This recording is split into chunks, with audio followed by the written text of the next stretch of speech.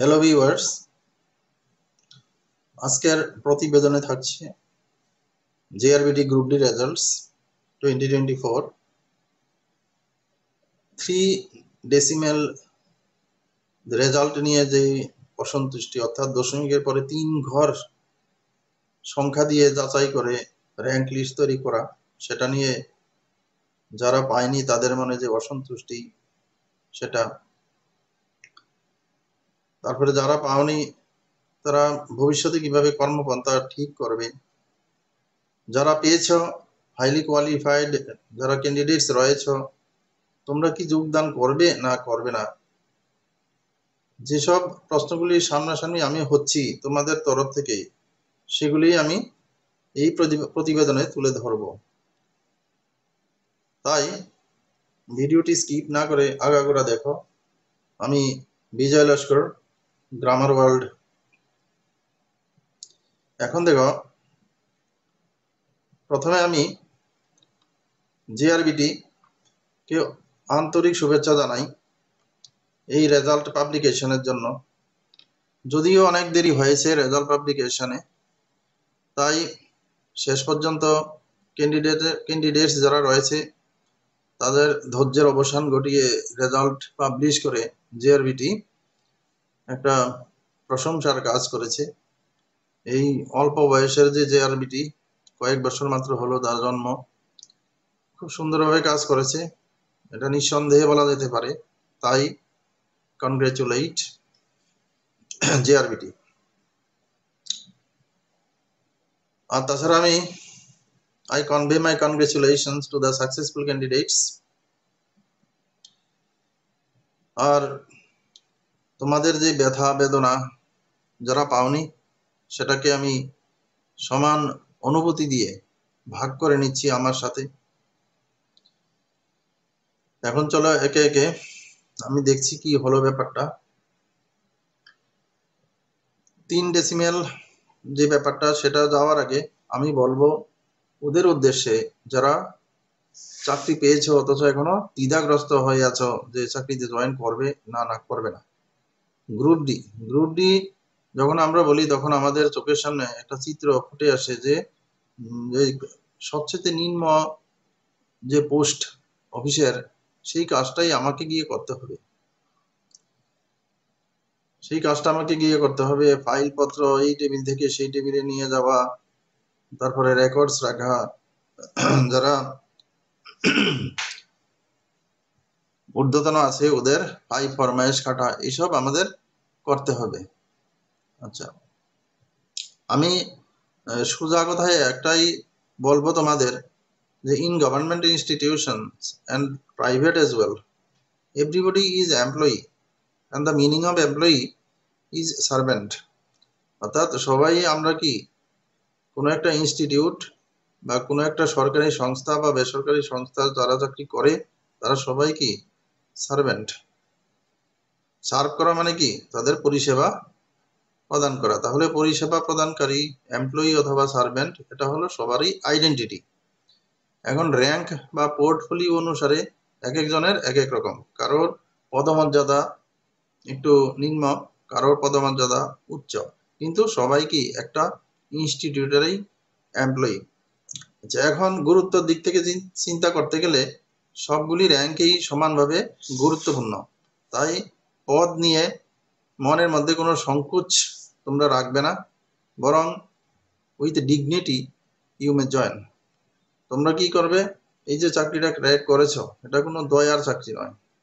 আর আমি জেআরবিটিকে পাশাপাশি জেআরবিটিকে যারা চালনা করছে অর্থাৎ সরকারকে অবশ্যই ধন্যবাদ জানাবো, কারণ এই যে চাকরিগুলি যা জেআরবিটি দিয়েছে, এই চাকরিগুলি হয়েছে গ্রুপ সি গ্রুপ ডি, এগুলি ত্রিপুরার মানুষ কখনো নিরপেক্ষভাবে চাকরি হতে দেখেনি।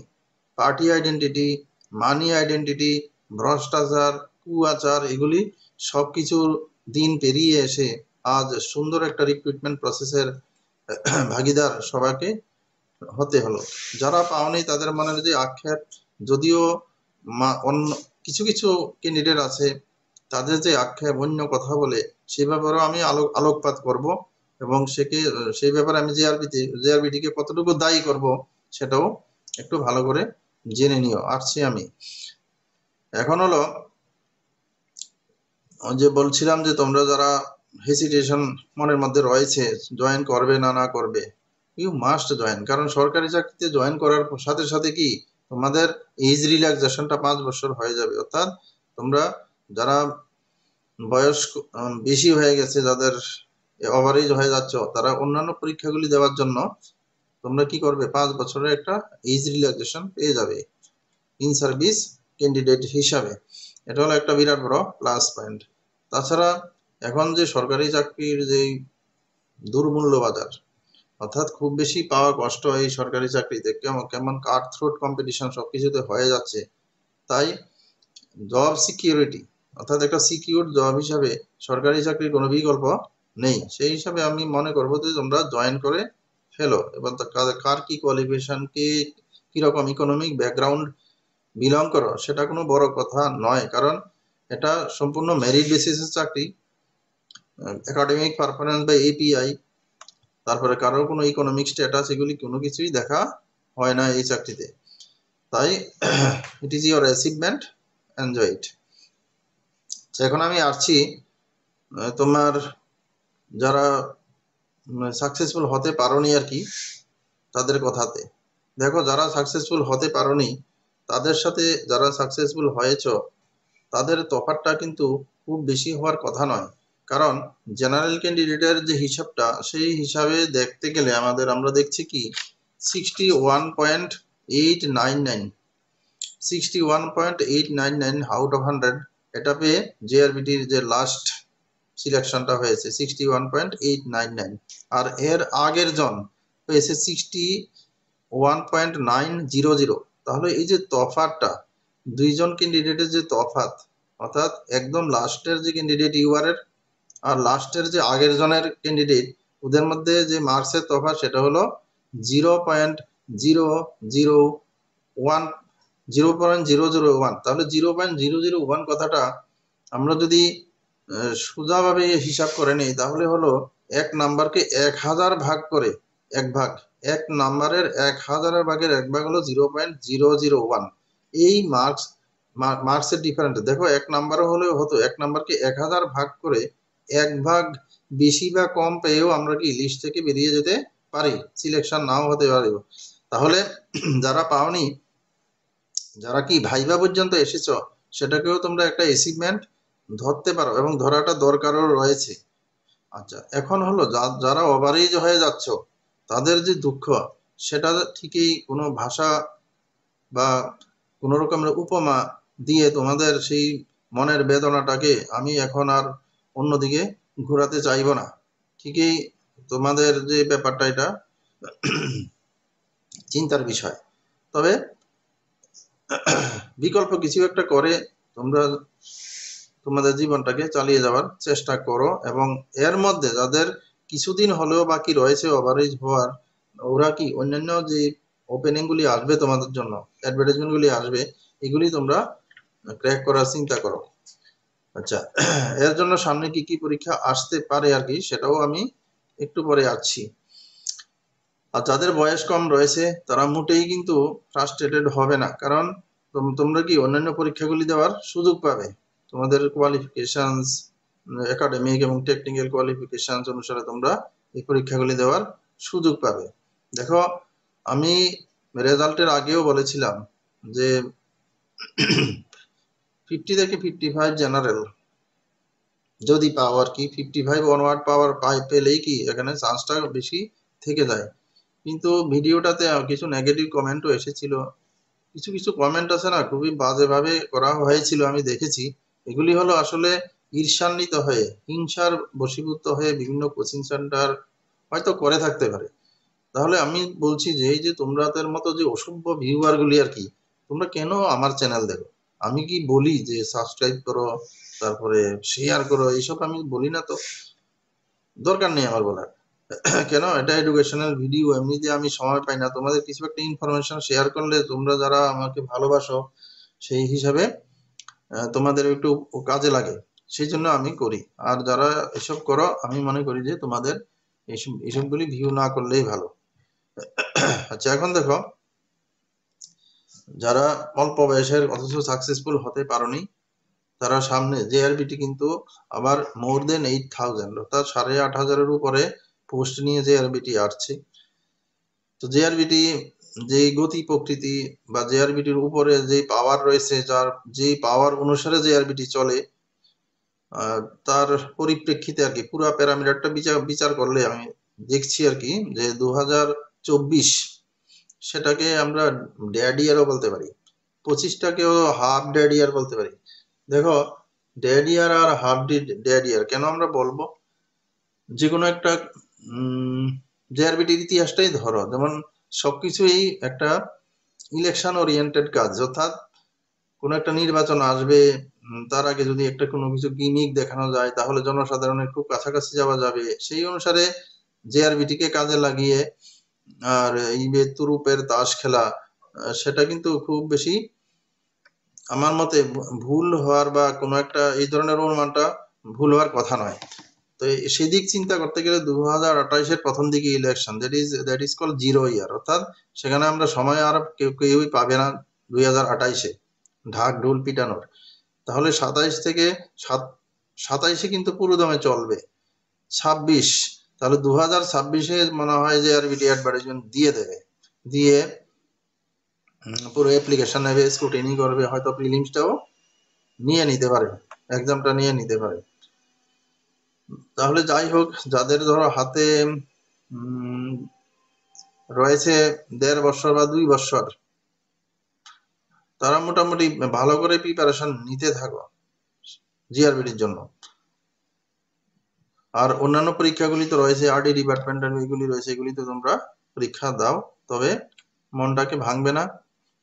কনফিডেন্স বা মনের মধ্যে যে শক্তি, সেটাই হলো আমাদের সবচেয়ে বড় সম্বল। আর সরকারি চাকরি ধরো সবাই পাবে এমন তো কোনো কথা নয়, যারা পাওনি তারা পাওনি বলে জীবনটা শেষ হয়ে গেল, আমার আর কিছুই রইল না, এই ধরনের চিন্তাধারাটা থেকে যত তাড়াতাড়ি সরে আসবে ততই মঙ্গল হবে। যদিও কথাগুলি আমি বলছি আমারও খারাপ লাগছে, কিন্তু আমি কিন্তু তোমাদের একজন উইশার হিসাবে, তারপরে একজন বয়োজ্যেষ্ঠ মানুষ হিসাবে তোমাদেরকে এই কথাগুলি বলছি, তোমরা এগুলি আলোকপাত করবে। আচ্ছা, এখন হলো তোমার 3 ডেসিমেল অর্থাৎ 3 দশমিকের পরে যে 3 ঘর সংখ্যার এই যে র্যাঙ্ক লিস্ট, সেটা কি আসলে, সেটা কি আদৌ সম্ভব? জেআরবিটি কি এটা নিয়ে কোনো কারচুপি করেছে? স্বজন পোষণ হয়েছে? টাকার খেলা হয়েছে? এগুলি কতগুলি প্রশ্ন চিহ্নের মুখে এখন আমরা দাঁড়িয়ে আছি। আর সেই প্রশ্ন চিহ্নগুলি আমার নয়, যা অনেকেরই, যারা পাওনি তাদের মধ্যে অনেকের প্রশ্ন, তাদের আত্মীয় স্বজন পরিজনদের প্রশ্ন, যারা জেআরবিটিকে বা এই গভর্নমেন্টের কার্যকলাপকে মোটেই পছন্দ করে না তাদের প্রশ্ন। আর সেই প্রশ্নগুলির উত্তর আমি কিছুটা হলেও একটু খুঁজে পেয়েছি নিজের ভিতরে। তাহলে যেটা আমি বলেছিলাম সেই স্ট্যাটিস্টিক্সটা তোমাদের সামনে আবার তুলে ধরছি। সেটা হলো যে ইউআর ক্যাটাগরির লাস্ট র্যাঙ্কার, তার স্কোর হলো গিয়ে 61.899, 61.899। আর এর আগেরটা কি, এর আগেরটা হলো 61.900, অর্থাৎ লাস্টের জন তার আগের ক্যান্ডিডেট থেকে 0.001 কম পেয়েছে, অর্থাৎ 0.001-এই একটা বিরাট বড় হেরফের হয়ে গেল। তাহলে এটা কিভাবে সম্ভব হতে পারে? আচ্ছা, এখন দেখো, যে রিটেন পরীক্ষা হয়েছিল এটাতে কোনো নেগেটিভ মার্কিং ছিল না, তাহলে কোনো নেগেটিভ মার্কিং ছিল না, আর তাই রিটেনের যে স্কোরটা থাকবে 85 নাম্বারের যে রিটেন পরীক্ষা হয়েছিল তাতে সবাই একটা হোল নাম্বার পেয়েছিল, অর্থাৎ পূর্ণ সংখ্যা পেয়েছিল। কেউ 50 পেয়েছিল, কেউ 52 পেয়েছিল, কেউ 60 পেয়েছিল, এরকম একটা পূর্ণ সংখ্যা পেয়েছিল। তাহলে এই যে দশমিকের ব্যাপারটা আসলো সেটা সম্পূর্ণটাই ভাইভা থেকে এসেছে, কারণ এটা 2টা স্টেজের পরীক্ষার পদ্ধতি, যেটা একটা হলো রিটেন আর একটা হলো ভাইভা। তাহলে ভাইভা থেকেই এই দশমিকগুলি এসেছে। কিভাবে এই দশমিক সংখ্যা ভাইভাতে আসলো সেটা জেআরবিটিকে স্পষ্টকরণ করতে হবে। and I request JRBT officials to clarify the matter. And in order to get it clarified, you have to tell how the three decimal system came in declaration of results. JRBT অফিসিয়ালদের এখন দরকার হলো পুরোপুরি বুঝিয়ে দেওয়া। আর আমি যতটুকু ভাবছি যে JRBT কিন্তু পুরোপুরি নিরপেক্ষ এবং স্বচ্ছ দৃষ্টি নিয়ে কাজ করেছে। আর এই যে 3 ডেসিমেলের যে সংখ্যাটা, এটা কিন্তু সম্ভব। কিভাবে সম্ভব দেখো, শুনো, এটা শুনতে যাদের খারাপ লাগবে তারাও একটু শুনে নাও, দেখো স্ট্যাটিস্টিক্সটা। আর JRBT অবশ্যই আলোকপাত করবে যে আমার যে হিসাবটা এটা ঠিক আছে না ভুল আছে সেটা। এখন দেখো 15 নম্বরের যে ভাইবা, সেই 15 নম্বরের ভাইবা যদি 15টা কোশ্চেন জিজ্ঞেস করা হয়, তাহলে একটা কোশ্চেনে থাকে ওয়েটেজ 1 নাম্বার, ঠিক আছে? তো 1 নাম্বারের মধ্যে ধরো একটা কোশ্চেন কেউ পারলো না, তাহলে আমি তাকে কত দেব? 14 নাম্বার দেব। সবগুলি পারলো, একটা পারলো না, দুইটা পারলো না, তাহলে আমি কত দেব? 13 দেব। তাহলে এটা পূর্ণ সংখ্যার হয়ে গেল। কিন্তু ব্যাপারটা কিন্তু এরকম ছিল না। আচ্ছা, ভাইবাতে দেখো কি কি জিনিসগুলি নিয়ে আলোকপাত করা হয়। ভাইবাতে যে আলোকপাতগুলি করা হয় সেটা হলো তোমার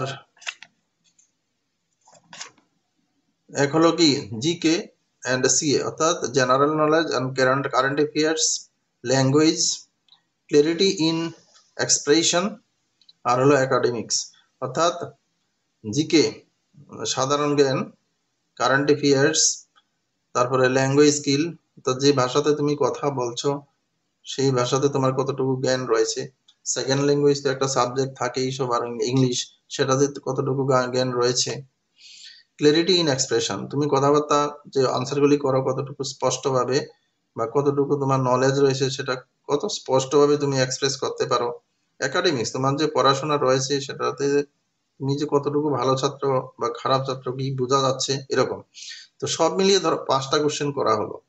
তোমার মার্কস দেখে কিন্তু যাচাই করা হয় না একাডেমিক্সে। ধরো তুমি একটা ইকোনমিক্স সাবজেক্ট নিয়ে পড়াশোনা করেছো, তোমাকে ইকোনমিক্সের ছোটখাটো কিছু বেসিক কোশ্চেন দেওয়া হলো, তুমি যদি আনসার করতে পারো then you are high flyer, তোমাকে ভালো নাম্বার দেওয়া হবে। তাহলে 5টা কোশ্চেন তোমাকে ধরো দেওয়া হলো, প্রত্যেকটা কোশ্চেন হলো 2.024। এইখানেই কিন্তু 3 দশমিক ডিজিট গুলি চলে আসছে, 3 ডেসিমাল প্লেসেস চলে আসছে। ধরো একটা কোশ্চেনের মান হলো কত? 2.024। এরকম 5টা কোশ্চেন যদি জিজ্ঞাসা করা হয় তাহলে এখানে কত? 10.120 নাম্বার চলে আসলো, 10.120। এটা হলো যেগুলি বললাম সেগুলিতে। এবার দেখো job related and analytical questions, চাকরি সম্পর্কিত আর কিছু বিশ্লেষণাত্মক কিছু কোশ্চেন ছুড়ে দেওয়া হতে পারে। এগুলি হলো একটা কোশ্চেনের মান হলো 0.750, একটা কোশ্চেন 0.750। এরকম 5টা কোশ্চেন যদি করা হয় সেখানে 3.750 হয়ে গেল। এবার দেখো এরপরের যে ক্যাটাগরি সেটা হলো কি তোমার সিচুয়েশন বেসড, জাজমেন্ট বেসড। তোমাকে একটা সিচুয়েশন বা পরিস্থিতি বলা হবে এবং তোমার যে মূল্যায়ন, তোমার যে বিচার ক্ষমতা সেটার মূল্যায়ন করা হবে। আর এই ব্যাপারে তোমাকে ধরো 3টা কোশ্চেন করা হলো, এবং প্রত্যেকটা কোশ্চেনের মান হলো 0.375। তাহলে 0.375 ইন্টু 3, সেটা কত হয়ে গেল? 1.125। তাহলে আর একদম লাস্টে ধরো তোমাকে 5টা কোশ্চেন করা হলো, সেটা হলো কি তোমার ম্যানার, ডিসপোজিশন, কনফিডেন্স, তারপরে মরাল, আর হলো গিয়ে সিকোয়েন্স। তাহলে এই যে জিনিসগুলি আর কি, আমি কিন্তু যখন ভাইবার জন্য ভিডিও বানিয়েছিলাম সময় পাইনি আমি, তো তবুও 1-2টা ভিডিও বানিয়ে আমি তোমাদেরকে বলেছিলাম যে এগুলি তোমরা ফলো করবে। যে ম্যানার, তোমার যে আচার আচরণ, তো এই যে কিভাবে আচার আচরণ বোঝা যাবে ভাইবার সময়? অবশ্যই বোঝা যাবে তোমার যে অডাসিটি, তোমার কথাবার্তা, তোমার যে আই কন্টাক্ট, তোমার বডি ল্যাঙ্গুয়েজ, এগুলিকে তোমার আচার আচরণ অনেকটা বুঝিয়ে দেবে। ডিসপোজিশন হলো তোমার মানসিক দিকে তুমি কতটুকু সুস্থ আছো, সেটা কি 2-1টা কোশ্চেন করলেই তোমাকে বোঝা যাবে। কনফিডেন্স, তোমার ভিতরে কতটুকু আত্মবিশ্বাস রয়েছে, সেটা হলো গিয়ে কনফিডেন্স। মরাল, তোমার ভিতরে কতটুকু নীতিবোধ রয়েছে, সেটাও কোশ্চেন করলে বোঝা যাবে। যেমন তোমাকে জিজ্ঞেস করা হলো যে তোমার পজিটিভ দিক কি, তুমি যদি বলো যে আমি সিনসিয়ার, আমি অনেস্ট, তাহলে তুমি সিনসিয়ারিটিকে নাম্বার 1 পজিশন দিয়েছো আর অনেস্টিটাকে দ্বিতীয় পজিশন দিয়েছো। তাহলে তুমি যে লোকটা একটু কম অনেস্ট এই সিকোয়েন্স থেকে বোঝা যাচ্ছে, অর্থাৎ তোমাকে গুছিয়ে বলার মাধ্যমে তোমাকে বোঝা যাচ্ছে। তাহলে সেখানে কি ক্যান্ডিডেট এক্সামিনার ভাববে যে এই যে লোকটার মরালিটিতে কিছুটা সমস্যা রয়েছে, কারণ সিকোয়েন্সটাতে বোঝা যাচ্ছে যে সে সিনসিয়ারিটিকে আগে দাম দিচ্ছে, তারপরে মরালিটি তোমার অনেস্টির আগে পরে নিয়ে সাজাচ্ছে। যাই হোক, এগুলি প্যারামিটার অনুসারে তারা বুঝতে পারে। তো এগুলিতে ধরো 5টা কোশ্চেনে প্রত্যেকটা কোশ্চেন হলো 0.001, অর্থাৎ এই যে 3 ডিজিটের ইউনিট, অর্থাৎ একক ডিজিটটা চলে আসছে এখানে, এরকম 5টাতে হয়ে গেল 0.005। সবগুলিকে আমরা যদি যোগ করি তাহলে আমরা পেয়ে যাচ্ছি 15 মার্কস। আর টোটাল নাম্বার অফ কোশ্চেন কত হতে পারে? 15টা। এখন ধরো আমি খবর নিয়ে দেখেছি কাউকে হয়তো 8টা 9টা, কাউকে 12টা 13টা এরকম করেও কোশ্চেন করা হয়েছে এবং সেই অনুসারে মার্কস দেওয়া হয়েছে। তাহলে এই যে আমি বললাম আর কি, ধরো 2.024 এর কোশ্চেন 5 এর জায়গাতে 7টা যদি করে নেয় তাহলে অন্যগুলি কম করলেও হয়ে গেল। এরকম ভাবেই ভাইবা নেওয়া হয়েছে এবং মার্কস ডিস্ট্রিবিউশন করা হয়েছে। আর যদি আমার কথাটা ঠিক হয়ে থাকে, and I would request GRBT to clarify it and to tell the candidates and the common people of the state regarding 3-digit decimal number. আচ্ছা, এখন দেখো এটা হয়ে গেল। তারপরে আমি বলবো যে এটার দরকারটা কি ছিল, এই যে 3 ডিজিট ডেসিমেলের পথে হাঁটার কোন দরকার ছিল? জিআরবিটি গ্রুপ সি যখন রেজাল্ট দিয়েছিল তখন আমি দেখেছিলাম একটা ক্যান্ডিডেটের, এসটি ক্যান্ডিডেটের ক্ষেত্রে আমি দেখেছিলাম এই 3 ডিজিটের ব্যাপারটা, আর অন্যদের ক্ষেত্রে আমি দেখেছিলাম কি 2 ডিজিটের। আর এই যে পরীক্ষাটা জিআরবিটি রেজাল্ট, সেটাকে আমি বলবো যে ভারতবর্ষের মধ্যে সবচেয়ে বড় পরীক্ষার মতন একটা ঘটনা ঘটে গেল। কারণ ইউপিএসসি যে র্যাঙ্ক লিস্ট 2024, দেখো ফার্স্ট হয়েছিল আদিত্য শ্রীবাস্তব, আর ওর যেই মার্কস ছিল সেটা হলো 1099। অনিমেষ প্রধান দ্বিতীয় হয়েছিল, অনিমেষ প্রধানের মার্কস হলো 1067। তারপরে ডি এর রেড্ডি, তার মার্কস ছিল 1065। তাহলে একজনের সাথে একজনের দুইটা নাম্বার করে তফাৎ রয়েছে। তাহলে এখানে 0. সিঙ্গেল ডেসিমেলও আমি দেখতে পাচ্ছি না, কিন্তু 3 ডেসিমেল তো দূরের কথা। তো সেই হিসাবে চিন্তা করতে গেলে খুবই টাফ একটা পরীক্ষা, তোমরা টাফ কম্পিটিশনের মধ্যে তোমরা গেছো। 63 ক্যান্ডিডেটস পাওয়া যায়নি, মোট 2437 জন ক্যান্ডিডেটকে সিলেকশন করা হয়েছে। তবে অনেকে হয়তোবা জয়েনও করবে না পাওয়ার ক্যান্ডিডেটের মধ্যে। তাই আমি বলবো যে সব মিলিয়ে তোমরা আস্থা রাখো জিআরবিটির উপরে, তারপরে একটু মনটাকে বোঝানোর চেষ্টা করো এবং ভবিষ্যতে যে পরীক্ষাগুলি আসছে সেগুলির জন্য নিজেকে তৈরি করতে থাকো। পাশাপাশি আমি সরকার যারা পরিচালনা করে তাদেরকে অনুরোধ করব যে জেআরবিটি যে রিক্রুটমেন্ট যে এটা হয়েছে গ্রুপ ডি এর ব্যাপারটা, এখানে অনেকগুলি পোস্ট ভ্যাকান্ট থেকে যেতে পারে। তাই একটু মডিফাই করে সেকেন্ড লিস্ট দিয়ে আরো কিছু ক্যান্ডিডেট ঢুকানো যায় কিনা, যদি যায় তাহলে তো খুবই ভালো হবে। এবং ক্যান্ডিডেটস যারা পায়নি তাদের পক্ষ থেকেও আমি কি এই যে মেশিনারি সেটার কাছে আমি ঋণ থাকবো। Thanks all of you for watching it.